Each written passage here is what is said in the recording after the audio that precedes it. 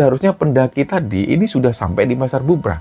Tapi waktu itu kosong, benar-benar sunyi dan cuma mereka bertiga yang ada di situ. Bahkan di pos 1 kita sempat ketemu rombongan pendaki yang sudah naik lebih dulu. Bahkan ada beberapa pendaki ini yang start lebih dulu dari kita. Tapi kenapa kok sampai sekarang ini nggak ada satupun tenda di sini? Jadi di situ mereka lihat dengan jelas ada beberapa orang yang mereka ini berdiri di tengah kabut. Mereka kayak sibuk. Ada orang yang duduk bersila di situ, ada yang jalan sambil bawa bakul, ada yang kayak lagi nawarin dagangan, dan pakaian mereka itu aneh-aneh, serba kuno semua.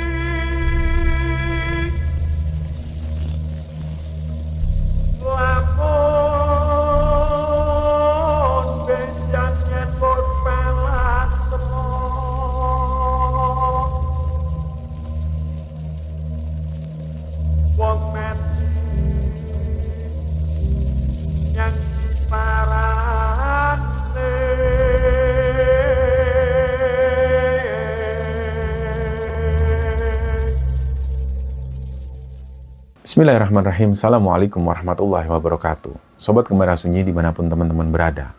Pada kesempatan kali ini kami akan membagikan cerita yang dikirim oleh Sobat Kembara yang bernama Johan yang asalnya dari Jakarta. Sebelum kita masuk ke ceritanya, untuk teman-teman yang nonton tayangan ini dan belum subscribe, jangan lupa untuk subscribe lebih dulu agar channel Gembara Sunyi ini lebih berkembang lagi dan kami lebih bersemangat lagi dalam membuat konten-konten terbaru di Gembara Sunyi. Dan untuk teman-teman yang telah mendukung kami sejauh ini, kami mengucapkan terima kasih banyak. Semoga amal kebaikan teman-teman dibalas kebaikan berlipat oleh Allah Subhanahu wa Ta'ala.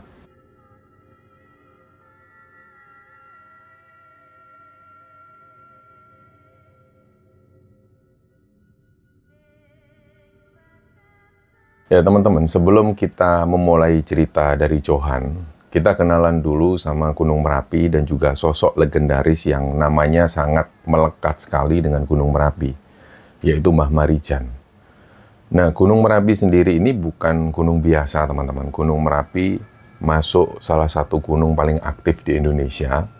Letaknya itu berada di antara Jawa Tengah dan daerah istimewa Yogyakarta. Dan puncaknya di ketinggian sekitar 2.930 meter di atas permukaan laut.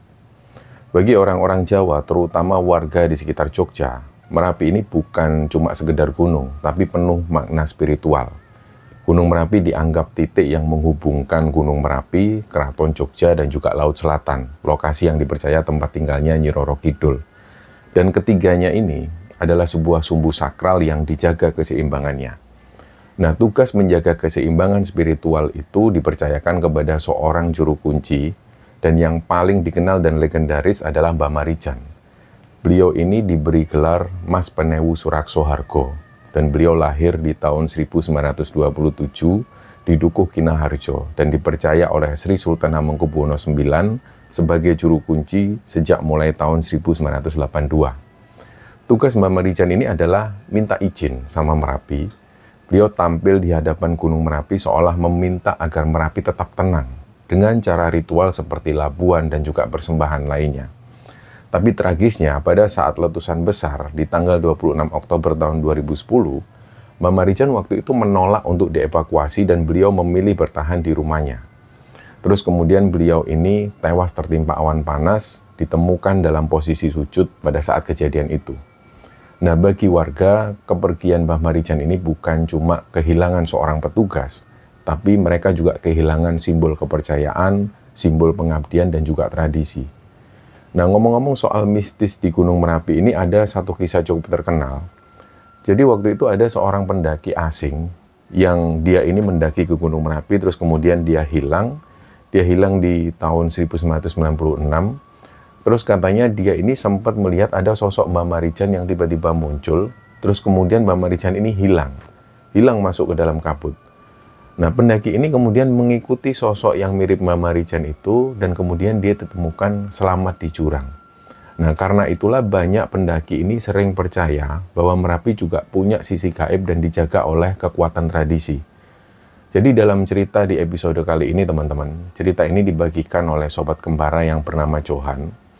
Johan ini asalnya dari Jakarta. Waktu itu ceritanya dia baru lulus kuliah dan dia punya keinginan kuat sekali pengen naik ke Gunung Merapi. Nah, nggak disangka waktu itu, ternyata ketika dia menghubungi teman-temannya, cuma ada 2 teman yang bisa ikut karena teman-teman yang lain masih sibuk dengan urusannya masing-masing. Nah, singkat cerita, 3 orang ini pun sepakat untuk mendaki ke Gunung Merapi dan mereka mulai cari info pendakian Gunung Merapi. Nah, ini berdasarkan sumber-sumber resmi seperti di situ mereka mencari di situs trekking dan juga blog-blog pendaki terpercaya. Nah, akhirnya basecamp pendakian yang paling sering digunakan ini adalah basecamp New Selo, yang letaknya ada di Desa Selo, Kecamatan Selo, Kabupaten Boyolali, Jawa Tengah.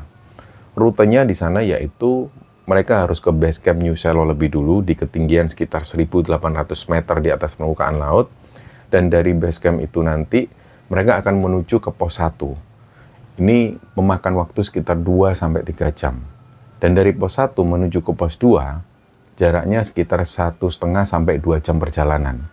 Nah, mulai dari pos 2 ini langsung menuju ke Pasar Bubra yang jaraknya sekitar 1-2 jam. Kemudian pendaki ini lanjut ke puncak. Tapi teman-teman, info yang kami dapat untuk sekarang ini katanya cuma bisa sampai di Pasar Bubra karena pengelola Taman Nasional memang melarang pendakian lanjut demi alasan keselamatan. Nah, Pasar Bubra ini adalah area yang terbuka. Banyak batu-batu di sana dan rawan sekali. Banyak pendaki yang menghabiskan malam di situ atau istirahat sebelum mereka turun. Nah, setelah siap, Johan dan 2 temannya ini berangkat naik kereta menuju ke Yogyakarta. Sesampainya di Jogja itu mereka nginep dulu semalam di sebuah hotel dekat stasiun Tugu Jogja sana. Nah, disinilah mulai ada cerita yang agak menyeramkan. Jadi ceritanya Enggar, teman pertamanya Johan itu, dia mengalami mimpi yang aneh. Dia mengalami itu di hotel yang di dekat stasiun. Jadi dia mimpi ketemu sosok manusia, tapi mirip sekali dengan harimau. Nah, sosok manusia harimau ini tiba-tiba dalam mimpinya itu mencakar wajahnya. Anehnya, pada saat dia bangun, wajah Enggar itu rasanya perih banget dan terlihat ada bekas goresan, persis seperti cakaran hewan. Nah, sementara Ponco, teman kedua Johan ini, itu juga mengalami kejadian aneh di situ. Katanya dia ini sempat melihat sosok laki-laki yang sosok ini berpakaian seperti abdi dalam kerajaan lengkap dengan belangkonnya. Terus sosok laki-laki tersebut itu menyampaikan pesan, tapi Ponco waktu itu tidak bisa mendengar jelas apa yang disampaikan oleh laki-laki ini. Nah, meskipun begitu, mereka nggak jadi takut atau merasa negatif. Mereka cuma bilang ya mungkin hotel ini memang angker, dan mereka pun akhirnya tetap memutuskan untuk lanjutkan perjalanan. Nah, keesokan harinya tanpa ada beban sedikit pun, mereka charter mobil menuju ke basecamp Merapi, alias basecamp New Selo itu. Nah, selanjutnya mereka pun memulai petualangan ke Gunung Merapi melewati pos-pos seperti yang sudah mereka pelajari sebelumnya. Dan singkatnya, begitu mobil yang mereka sewa ini sampai di kawasan New Selo, itu hawa sejuk itu langsung menyambut. Jadi jendela kaca mobil mereka itu mereka buka supaya bisa merasakan udara di sana, dan udara di sana benar-benar beda dengan Jakarta yang panas dan sumpek. Dan dari kejauhan, 2 gunung Merapi dan Merbabu itu kelihatan berdiri gagah. Jadi di situ mereka melihat ada kabut tipis di sekitar puncak yang membuat suasana itu makin syahdu. Bahkan waktu itu Johan ini sampai sempat nyeletuk, "Wih, gila ya, view-nya cakep banget, worth it banget, sampai jauh-jauh ke sini." Sedangkan Enggar dan Ponco itu juga manggut-manggut sambil dia ngeluarin HP, langsung buru-buru mereka foto-foto. Nah, sesampainya di pos perizinan pendakian, suasana di sana itu lumayan rame. Ada beberapa rombongan pendaki yang waktu itu juga lagi sibuk mendaftar dan siap-siap mereka mau melanjutkan perjalanan ke atas. Ada dari mereka ini yang dari Jakarta, ada rombongan anak muda yang asalnya dari Jawa Tengah, dan ada juga pendaki lokal dari Boyolali dan juga Magelang. Nah, masing-masing dari mereka ini kelihatan excited banget, dan ada juga yang kelihatan mereka ini sudah senior-senior, gaya pakaiannya simpel tapi lengkap semua. Johan, Enggar, dan Ponco, ini sempat ngobrol sebentar dengan pendaki lain. Biasalah waktu itu mereka basa-basi antar pendaki, mereka menyapa, terus mereka nanya-nanya jalur, tanya persiapannya seperti apa, dan juga mereka di situ juga tanya kira-kira nanti ini mau camping di mana. Dan singkatnya setelah mereka mengurus perizinan ini dan semuanya beres, mereka bertiga pun siap berangkat. Waktu itu jam menunjukkan sekitar jam 1 siang. Nah, sementara beberapa pendaki ini masih pada santai di base camp. Ada yang lagi makan, ada yang masih ngatur tas kerilnya. Tapi Johan bilang, udahlah kita start duluan aja, biar santai di jalan. Nah, akhirnya langkah awal mereka ini pun dimulai. Jalurnya di situ langsung nanjak. Meskipun waktu itu masih relatif bersahabat jalurnya. Udara sejuk dan semilir angin ini membuat perjalanan mereka nggak terlalu berat di awal. Enggar di situ sempat nyeletuk, gila ya. Di Jakarta jam segini pasti udah keringetan parah. Ini kok malah adem banget. Johan di situ cuma ketawa sambil dia terus jalan. Sedangkan Ponco dari tadi ini sibuk merekam-rekam pakai action cam-nya. Dia memang dari awal niat banget untuk membuat video dokumentasi. Nah, jalur ini dimulai di Desa Selo di ketinggian sekitar 1560. Ini adalah gerbang utama pendakian Via Selo, dan nggak ada yang aneh selama perjalanan pertama itu. Mereka jalan santai, mereka ngobrol, dan sesekali mereka berhenti untuk minum. Sampai pada akhirnya sekitar 1 jam lebih, mereka tiba di pos 1. Jadi dari base camp New Selo itu, jalurnya ini masih berbentuk jalan setapak berpaving melewati kebun-kebun penduduk, tapi seiringnya mereka mendaki, medannya ini berubah jadi tanah padat dan nanjak. Nah, di pos 1 sana itu suasananya sepi banget. Cuma ada satu kelompok pendaki lain yang mereka lagi istirahat di situ. Johan, Enggar, dan Ponco ini milih duduk di salah satu batu besar. Mereka buka bekal snack mereka dan ya seperti biasalah. Mereka di situ ngerokok sebentar untuk ngilangin capek, untuk menikmati suasana yang ada di sana. Tapi di momen itu, Enggar ini tiba-tiba kayak kaget. Ini posisinya pendaki yang tadi ada ini sudah jalan lebih dulu. Nah, di situ Enggar kaget, matanya fokus ke arah hutan di samping jalur. Johan yang lagi nyalain rokok ini sempat merhatikan terus ekspresi Enggar waktu itu. Akhirnya dia tanya, kenapa Enggar, ngelihat apa? Johan tanya seperti itu. Enggar ini agak ragu jawabnya, tapi akhirnya dia jawab, tadi kayaknya ada yang lewat deh, gede banget. Kayak hewan gitulah. Nah, Ponco langsung nengok ke arah yang ditunjuk Enggar. Tapi ternyata nggak ada apa-apa, di sana kosong, cuma pepohonan yang agak rapat. Nah, kemudian angin yang sepoi ini membuat daun-daun di sana itu bergerak. Tapi nggak ada suara langkah hewan atau tanda-tanda apapun. Nah, disitulah Johan bilang, aku nggak lihat apa-apa tuh. Iya, aku juga nggak dengar apa-apa, kata si Ponco. Nah, di situ Enggar ini masih mantengin hutan itu terus. Dia masih memandangi hutan-hutan ini. Wajahnya kelihatan ragu banget. Terus dia bilang, sumpah beneran tadi ada yang lewat, gede banget, gerakannya cepat, kayak hewan liar. Nah, Johan sama Ponco ini saling menatap, mereka saling pandang, keduanya nggak mau menyalahkan Enggar. Tapi mereka juga bingung, karena bener-bener nggak ada yang kelihatan. Dan setelah mereka istirahat sebentar di situ, mereka akhirnya memutuskan untuk lanjut jalan lagi. Dan baru beberapa langkah dari pos 1 itu, Enggar kelihatan gelisah. Dia sering sekali nengok ke arah hutan. Johan yang jalannya ini di depan, dia akhirnya nanya, kenapa sih Enggar dari tadi kok nengok-nengok mulu? Enggar akhirnya nunduk, terus dia ngomong pelan. Itu kayak ada yang ngikutin kita dari tadi. Ponco di situ langsung berhenti. Dia langsung tanya, ngikutin maksudmu apaan?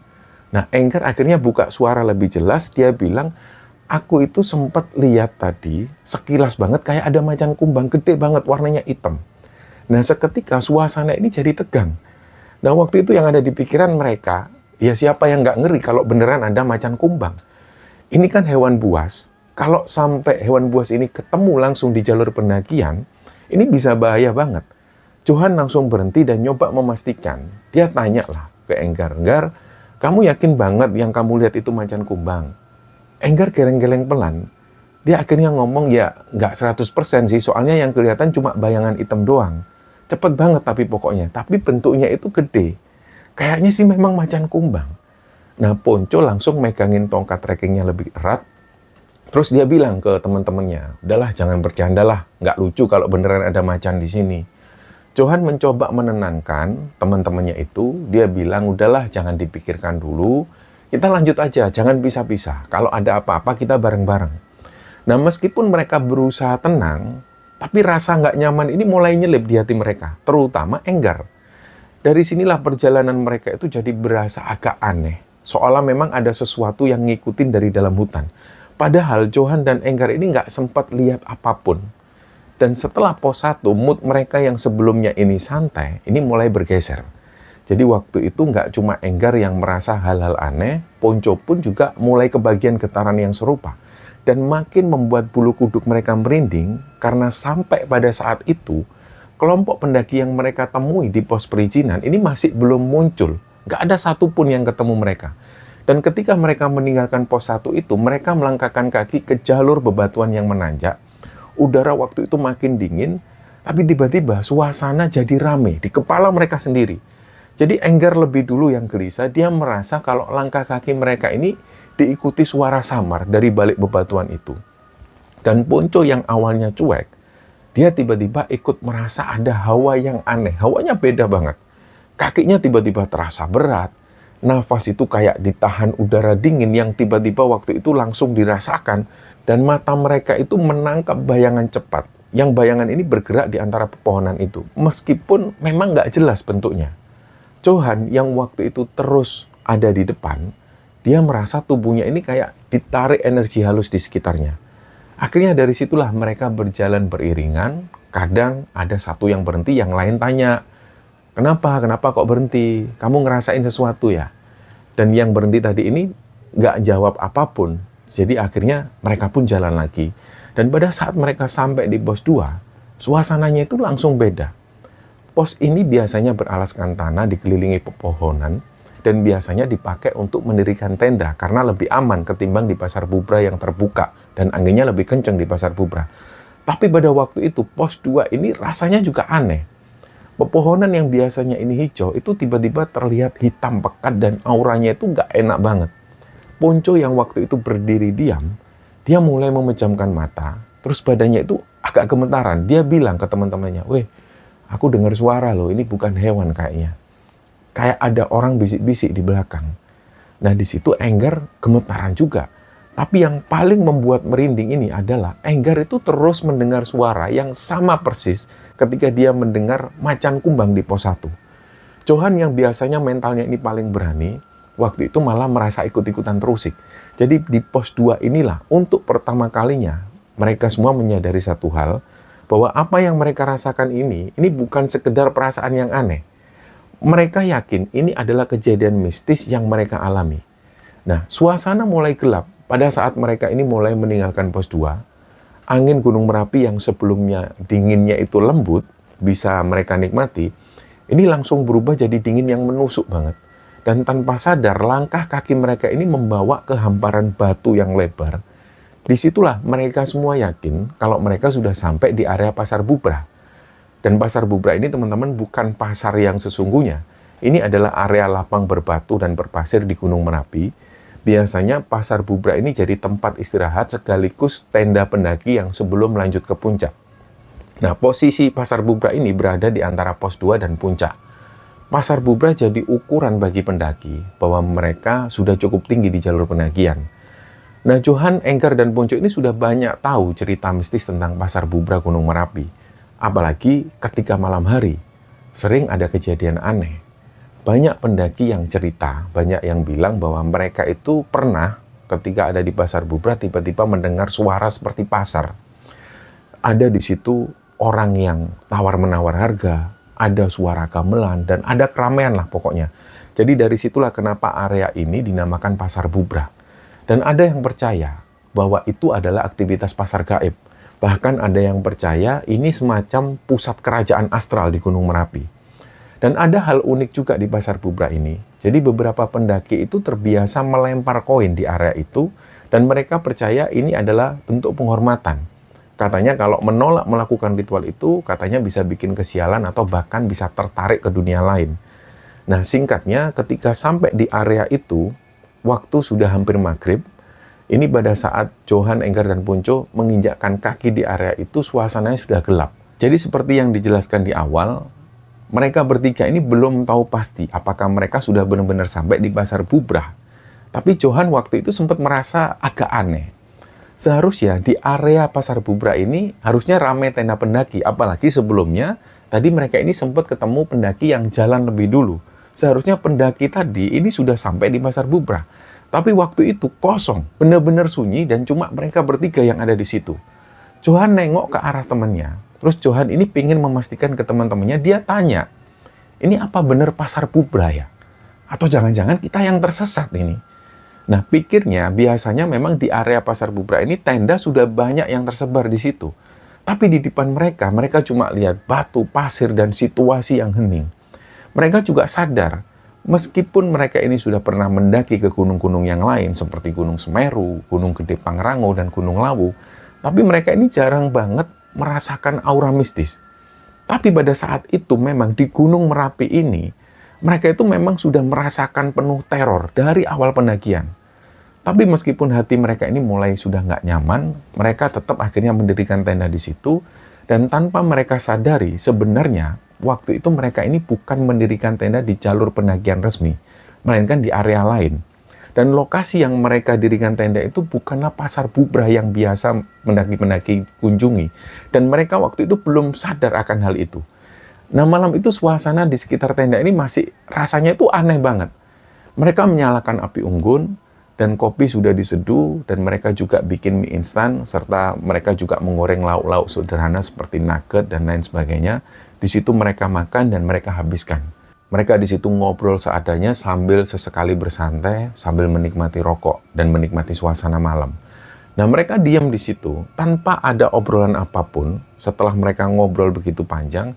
Dan aneh banget memang, karena biasanya kalau memang itu di area Pasar Bubra, setidaknya yang mereka tahu pasti rame dengan tenda-tenda pendaki lain.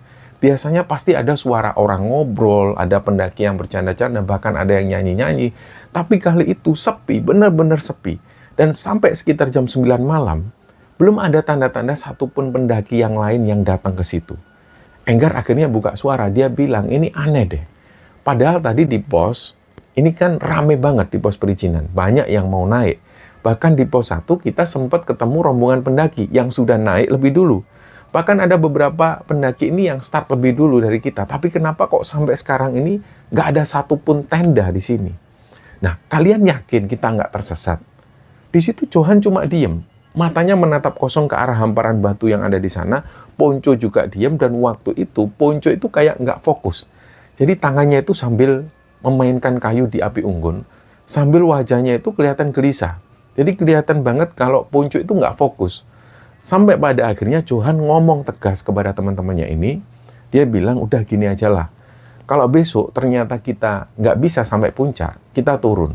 Kita balik lagi aja ke jalur semula, nggak usah ambil resiko.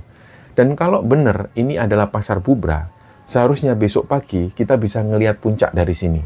Tapi kalau nggak kelihatan, berarti kita lagi nggak ada di Pasar Bubra, dan nggak tahu juga kita ada di mana.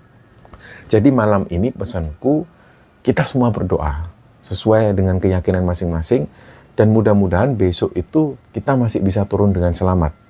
Nah, ucapan Johan ini sebenarnya malah membuat suasana itu makin berat. Tapi nggak ada lagi yang bisa mereka lakukan. Ya mau nggak mau memang Johan harus ngomong seperti itu. Akhirnya mereka bertiga pun masuk ke dalam tenda, mereka berusaha tidur. Malam itu pas mereka ini lagi tidur, situasinya itu sepi banget, nggak ada suara apapun. Johan nggak tahu persis jam berapa, mungkin waktu itu lewat tengah malam, dia kebangun karena ada sesuatu yang aneh. Jadi Johan ini dengar tenda mereka itu kayak ada yang menggoyang dari luar. Awalnya goyangannya itu pelan, tapi lama-lama kok tambah kencang. Langsunglah Johan membangunkan teman-temannya, bangun, bangun, bangun. Nah, mereka berdua, teman-teman Johan ini kaget, dan begitu mereka kebangun, mereka sadar bahwa memang tenda mereka itu ada yang menggerakkan. Jadi dari situ wajah mereka ini langsung pucat, dan gak ada satupun dari mereka ini yang berani keluar tenda untuk memastikan siapa yang mengguncang tenda mereka. Dan guncangan itu berlangsung sekitar 5 menitan. Bersamaan dengan itu juga, mereka mendengar suara dari luar tenda. Jadi ada suara geraman hewan. Suaranya itu dalam banget, suaranya kayak ngebas, kayak suara auman stereo, dan suaranya itu kayak mengelilingi tenda mereka. Nah, Enggar benar-benar kaku di situ, Ponco menutup mulutnya sambil gemetaran, dan Johan ini sampai merasa tubuhnya itu kaku, nggak bisa digerakkan. Suaranya ini mirip auman singa, tapi suara ini lebih tebal, lebih kenceng, dan membuat mereka yang ada di dalam itu kayak gemetaran. Pokoknya mereka takutlah untuk keluar. Yang mereka takutkan ini adalah hewan buas semacam macan kumbang atau harimau. Nah, seakan-akan memang makhluk besar yang sedang mengitari tenda mereka itu kayak mau menerkam mereka. Nah, dalam hati Johan ini cuma bisa pasrah. Dia berdoa dengan suara pelan sebisanya. Enggar yang waktu itu dengan kondisi panik, ini dia sambil meremas tangannya sendiri. Jadi benar-benar nggak bisa ngapa-ngapain.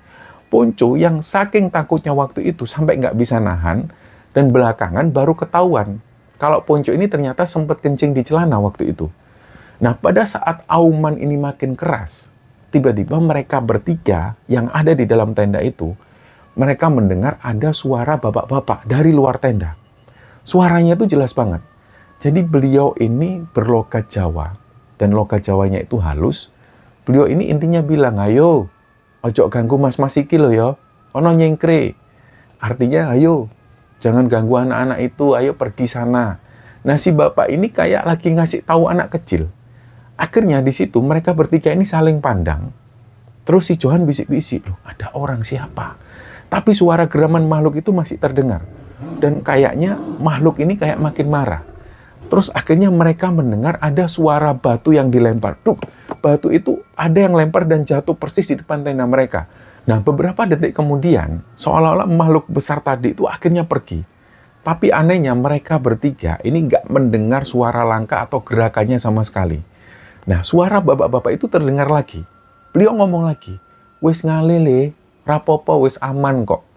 Artinya dia bilang, sudah pergi dia nak, sudah nggak apa-apa, sudah aman. Dan di antara mereka bertiga ini cuma Ponco yang ngerti bahasa Jawa. Dan dengan suara bergetar, Ponco ini bisik-bisik ke Johan dan Enggar. Kata bapaknya, makhluk itu sudah pergi, aman, kita bisa keluar.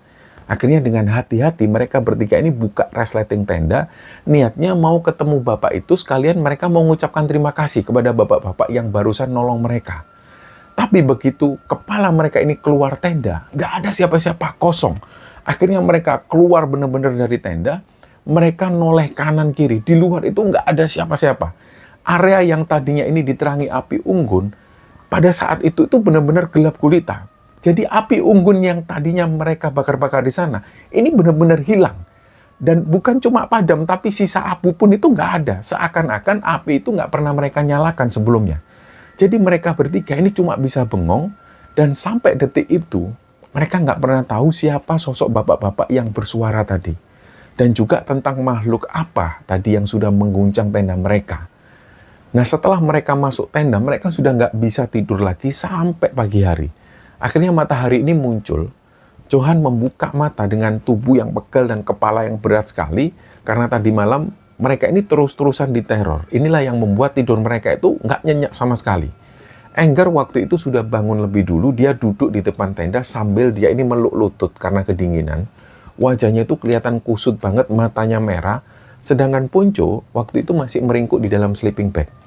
Dan wajah Ponco ini juga kelihatan kayak orang sakit. Enggar pun nyeletuk di situ.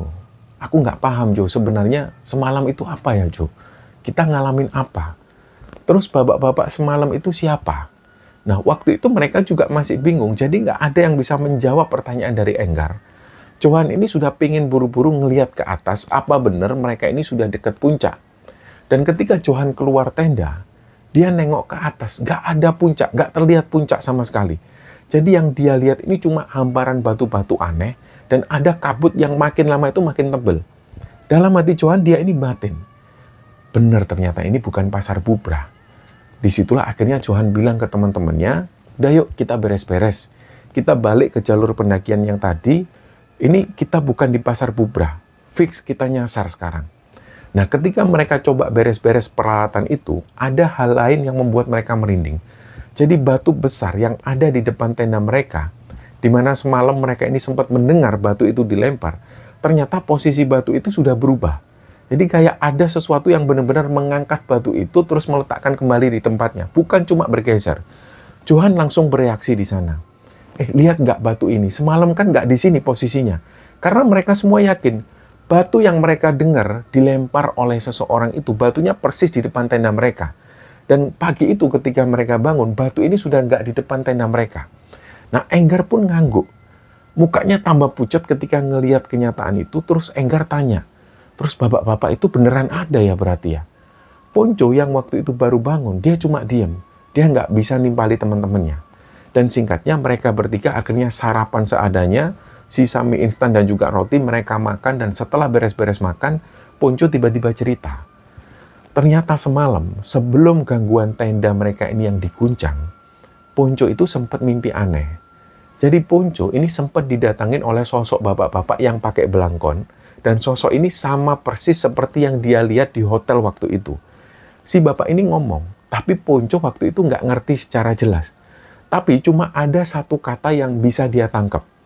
Intinya bapak itu bilang, ngalor, ngalor. Nah, Johan dan Enggar ini saling pandang. Mereka tanya, ngalor maksudnya apa, Jo? Nah, Ponco menjawab, ngalor itu artinya menuju ke utara. Lor itu utara. Nah, Ponco ngomong lagi di situ. Tapi ini aku nggak tahu ya. Tapi kayaknya itu semacam petunjuk. Tapi nggak tahu apakah itu supaya kita bisa keluar dari sini, atau malah kita nanti malah nyasar. Kita kan nggak tahu bapak-bapak itu ngasih petunjuk atau malah menyesatkan kita. Akhirnya Johan ini ambil keputusan. Udahlah, kita nggak bisa lama-lama di sini. Aku yakin ini bukan pasar bubrah.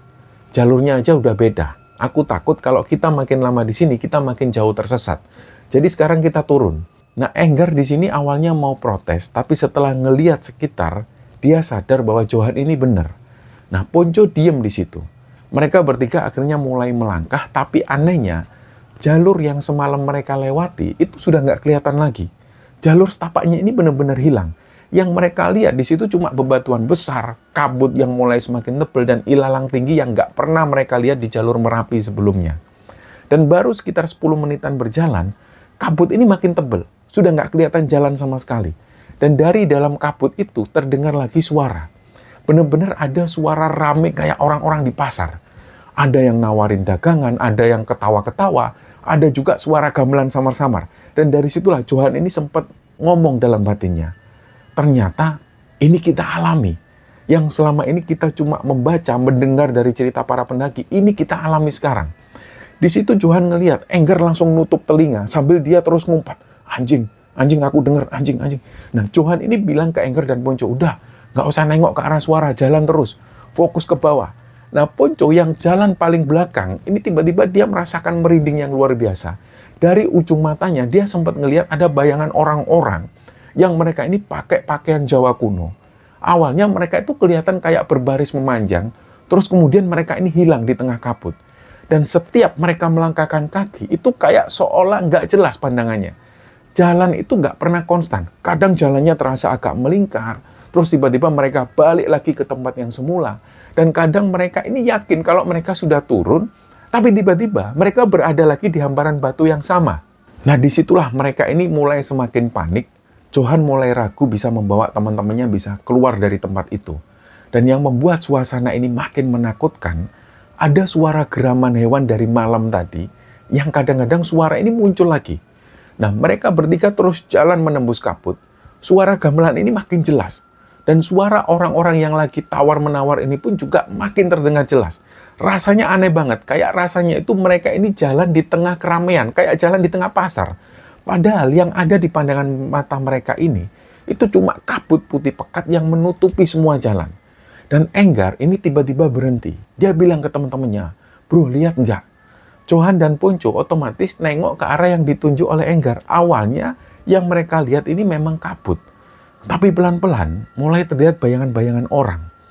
Nah, ini yang sampai hari ini nggak bisa dilupakan oleh Johan dan teman-temannya. Jadi di situ mereka lihat dengan jelas ada beberapa orang yang mereka ini berdiri di tengah kabut. Mereka kayak sibuk. Ada orang yang duduk bersila di situ, ada yang jalan sambil bawa bakul, ada yang kayak lagi nawarin dagangan, dan pakaian mereka itu aneh-aneh, serba kuno semua. Ada yang pakai jarik batik, ada yang pakai beskap, bahkan ada yang kepalanya itu menggunakan belangkon. Mereka semua ini sibuk dengan aktivitasnya, bener-bener kayak pasar. Tapi wajah-wajah mereka ini buram. Kadang kelihatan jelas, kadang ketutup kabut. Ponco di situ sempat bisik-bisik ke Johan. Jo, ini beneran pasar bubrah, pasar gaib, Jo. Nah, tiba-tiba dari arah samping muncul sosok kakek tua bungkuk. Rambut beliau itu putih semua. Beliau pakai sarung yang sudah lusuh. Dan beliau ini berdiri nggak jauh dari mereka. Nah, si kakek-kakek ini memandang ke arah Johan, Enggar, dan Poco. Kakek ini menatap dengan jelas dan suaranya itu serak. Tapi beliau ini ngomongnya tegas. Beliau ngomong dengan bahasa Jawa. Wesley, ojo tuku apa-apa ning kene. Ojo ngomong karo sapa wae. Mlaku ojo mandek. Kata si kakek ini kira-kira artinya jangan beli apapun di sini. Jangan ngomong sama siapapun, jalan terus, jangan berhenti. Johan dan Enggar bengong karena mereka nggak ngerti arti ucapan dari si kakek-kakek ini. Tapi Poco di situ langsung panik. Dia buru-buru menyeret dua temannya itu. Cepet jalan, nggak usah nengok, nggak usah jawab. Mereka bertiga akhirnya jalan semakin cepat. Tapi suara pasar itu makin rame. Tiba-tiba ada yang manggil-manggil, "Mas, ayo mas jajan sih mas, murah mas. Ayo mampir murah-murah." Nah, Enggar yang jalan paling depan itu tiba-tiba kayak kesandung sesuatu. Dia waktu itu hampir jatuh ke arah seorang perempuan, yang perempuan ini duduk sambil nata kain-kain batiknya. Ternyata di situ perempuan ini jualan sesuatu. Dan perempuan ini itu senyum dan bibirnya hitam, matanya kosong. Si perempuan ini ngomong, "Ayo mas, mbok ditumbas dagangane. Ayo mas beli satu saja." Nah, tangan perempuan itu pelan-pelan berusaha megang pergelangan tangannya Enggar. Enggar ini langsung gerak cepat. Dia ini kayak benar-benar ditarik. Tapi sekelebatan dia sempat melihat jari-jari perempuan itu panjang banget, kukunya hitam, kayak cakar. Sedangkan teman-teman yang lain ini nggak bisa ngelihat penampakan sosok perempuan itu. Yang mereka lihat, Enggar ini jatuh dan benar-benar kayak Enggar ini mau ketarik. Nah, dari situlah Johan buru-buru narik Enggar. "Ayo Enggar, lari, lari Enggar." Nah, mereka bertiga ini akhirnya lari sekuat tenaga, nggak peduli jalur yang ada di depan, dan suara pasar itu makin jauh. Tapi mereka mendengar ada suara auman kayak yang mereka dengar semalam. Mereka akhirnya berhenti di situ, nggak kuat untuk lari lagi. Nafas mereka ngos-ngosan dan Poco gemetar sambil terus merapalkan doa. Yang diingat Johan, Poco ini sempat berucap, "Ya Allah, jangan sampai kita mati di sini, ya Allah, jangan sampai ya Allah." Dan tiba-tiba ada angin kencang yang berembus. Kabut di depan mereka itu langsung terbelah. Dan untuk pertama kalinya lah, sejak semalam, mereka akhirnya melihat puncak Merapi menjulang jelas di depan mata. Nah, Enggar di situ sampai nangis lega. Anjir, akhirnya kelihatan juga puncaknya. Nah, tapi kelegaan itu cuma sebentar. Karena di sekitar mereka nggak ada tanda-tanda tenda lain. Nggak ada orang sama sekali. Nah, akhirnya setelah mereka jalan agak menanjak, mereka sampai di area yang lapang, banyak bebatuan-bebatuan di situ. Dan kali itu benar, mereka bertemu dengan pasar Bubra yang asli. Disitulah sudah ada beberapa tenda pendaki yang lain dan ada suara orang yang ngobrol dan juga mereka mencium bau kopi. Johan, Enggar, dan Poco ini saling pandang. Mereka benar-benar lega. Karena mereka yakin, tadi malam mereka bukan ada di area pasar Bubra yang sebenarnya. Gak tahu mereka ada di mana.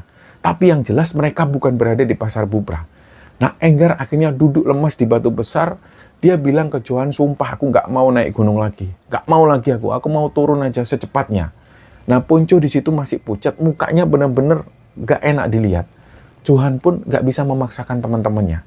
Dalam hati dia sadar, Gunung Merapi ini punya dunianya sendiri. Dan malam tadi, mereka bertiga ini sudah sempat masuk ke dalam dunia Merapi yang lain. Dan begitu sampai di pasar Bubra yang benar-benar pasar Bubra, mereka bertiga ini sudah nggak punya semangat lagi.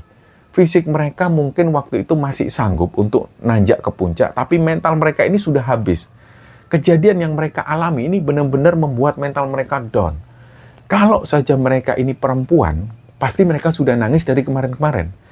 Nah, di situ Enggar duduk lemes di atas batu, dia bilang ke Johan dan Poco, "Udahlah, aku nggak sanggup lagi ini, aku mau turun aja sekarang." Poco cuma ngangguk, dia setuju sama Enggar. Nah, Johan yang dari awal berusaha jadi yang paling tenang, dia akhirnya sepakat dengan teman-temannya. "Ya udahlah, kita turun aja. Nggak usah maksa. Gunung masih akan selalu ada, tapi keselamatan kita ini yang lebih penting." Dan singkatnya, perjalanan turun ini pun dimulai. Awalnya perjalanan ini masih lancar, meskipun mereka tetap ngerasa deg-degan. Dan sampai di satu titik, jalur ini mulai bercabang. Ada kabut tipis turun. Johan sempat berhenti, wajah Johan ini bingung. Dia tanya ke teman-temannya, "Ini jalannya ke kiri apa kanan sih? Aku kok nggak yakin." Dan pada saat mereka ini hampir muter-muter nyali jalur, tiba-tiba muncul sosok bapak-bapak. Beliau ini jalan sendirian. Pakaiannya itu unik banget. Beliau pakai baju adat Jawa khas abdi dalam, lengkap dengan belangkonnya, Beliau ini telanjang kaki, nggak pakai alas kaki sama sekali, tapi jalan beliau itu pelan banget. Disitulah mereka bertiga ini yakin kalau bapak-bapak ini manusia beneran. Mereka yakin banget karena sosok bapak ini terlihat jelas, nggak mungkin lah sosok makhluk halus. Dan pas ngelihat Johan, Enggar, dan Ponco, si bapak-bapak ini berhenti persis di depan mereka. Terus beliau itu tersenyum ramah. Suaranya juga halus. Beliau tanya ke Enggar dan teman-teman, "Mas mau turun, Mas?"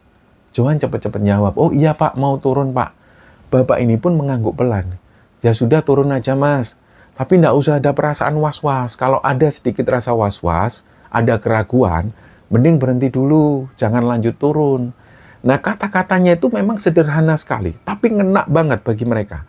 Mereka bertiga sadar, memang selama mereka perjalanan turun itu, mereka ini masih penuh rasa ragu. Mereka takut ada kejadian aneh-aneh lagi yang menimpa mereka. Dan karena itulah, pikiran mereka jadi kacau. Tapi setelah mendengar nasihat dari bapak tersebut, entah kenapa hati mereka itu jadi jauh lebih tenang. Johan akhirnya menarik nafas panjang. Dia bilang ke teman-temannya, "Benar juga ya, kita ini harus yakin. Jangan takut, jangan was-was, dan gak usah ragu." Mereka pun akhirnya mengucapkan terima kasih kepada bapak-bapak tersebut, dan si bapak tadi melanjutkan perjalanannya. Beliau naik ke atas dan jalannya pelan banget. Johan dan teman-teman melanjutkan langkah dengan hati yang lebih mantap, tapi baru beberapa meter mereka jalan, Johan kepikiran, si bapak itu siapa ya? Kok bisa pas banget muncul di depan kita? Dan mereka bertiga langsung secara otomatis noleh ke belakang, berharap mereka masih bisa melihat beliau yang lagi jalan. Tapi ternyata mereka nggak melihat lagi, nggak ada siapa-siapa di situ. Karena saking penasarannya, Johan cepet-cepetan melepaskan tas kerilnya, dia agak lari ke atas nyusul bapak-bapak tadi. Pengen memastikan bahwa bapak-bapak tadi itu beneran manusia. Dan nggak lama Johan naik ke atas, dia turun lagi. Dan akhirnya dia menyampaikan ke teman-temannya, kalau di atas nggak ada siapa-siapa, nggak ada orang satupun. Dan bapak tadi itu sudah nggak kelihatan jejaknya sama sekali. Disitulah Enggar ini merinding. Dia bilang, nggak masuk akal. Kan baru kita lihat tadi, masa hilang gitu aja.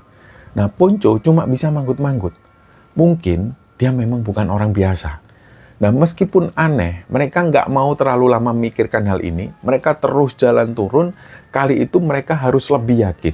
Dan jalurnya ini terasa lebih ringan. Dan melangkah mereka itu terasa lebih mantap. Nggak ada gangguan lagi sampai pada akhirnya mereka tiba di base camp New Selo. Jadi ada rasa lega luar biasa yang langsung menyergap. Base camp kondisinya ramai dengan pendaki lain yang baru naik dan baru turun. Di situ suara orang bercanda, aroma kopi, dan suasana normal ini membuat mereka seolah mereka baru balik dari dunia lain. Dan singkatnya mereka langsung cari mobil sewaan, mereka balik ke Jogja.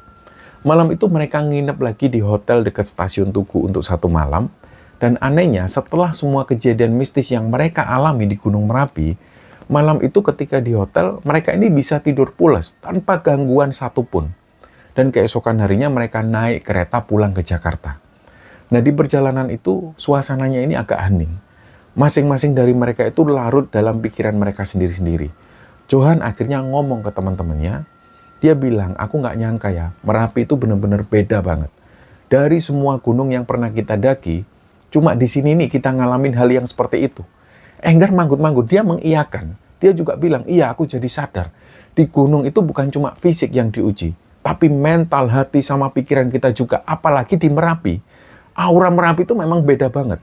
Nah, Ponco bilang di situ, "Aku rasa memang bener deh, kita kayaknya bener-bener masuk ke dunia lain dah waktu itu. Nah, untungnya kita masih bisa balik.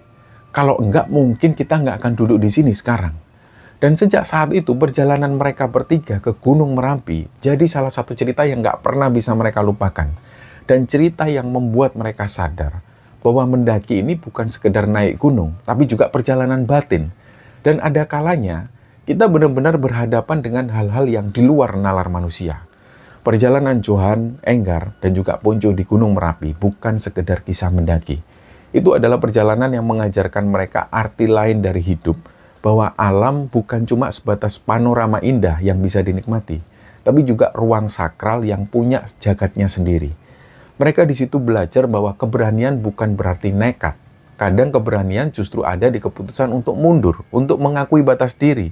Turun dari gunung tanpa sampai puncak ini bukanlah sebuah kekalahan, justru ini adalah sebuah kemenangan. Karena mereka pada akhirnya memilih untuk pulang dengan selamat. Dan pengalaman itu juga yang membuka mata mereka tentang satu hal, bahwa gunung bukanlah tempat untuk ditaklukkan. Gunung adalah tempat untuk dihormati, dan di balik kabut, hutan, dan juga bebatuan yang terlihat sunyi, ada dunia lain yang berjalan beriringan dengan dunia manusia. Ada batas yang tak kasat mata, yang kalau dilanggar, ini bisa membawa kita pada pengalaman yang di luar logika. Johan, Enggar, dan Punco ini mungkin nggak pernah benar-benar tahu siapa sosok bapak-bapak yang membantu mereka. Apakah beliau benar-benar manusia biasa atau sosok penolong dari dunia lain? Yang jelas pesan sederhana yang mereka terima untuk tidak was-was, untuk supaya yakin dan untuk supaya percaya, ini sudah cukup menjadi penerang di jalur yang gelap. Dan mulai sejak saat itu mereka sadar setiap langkah di gunung ini bukan cuma soal menapaki jalur tanah dan bebatuan, tapi juga perjalanan menapaki batin. Di gunung, kita bisa kehilangan arah, tapi di sanalah kita juga bisa menemukan diri kita yang sebenarnya. Merapi dengan segala misterinya akan selalu meninggalkan jejak di hati mereka. Dan bukan cuma sebagai gunung, tapi juga sebagai guru. Dan semoga kisah ini bisa kita ambil hikmah dan bisa kita ambil pelajaran di dalamnya. Mohon maaf jika ada salah-salah kata. Wassalamualaikum warahmatullahi wabarakatuh.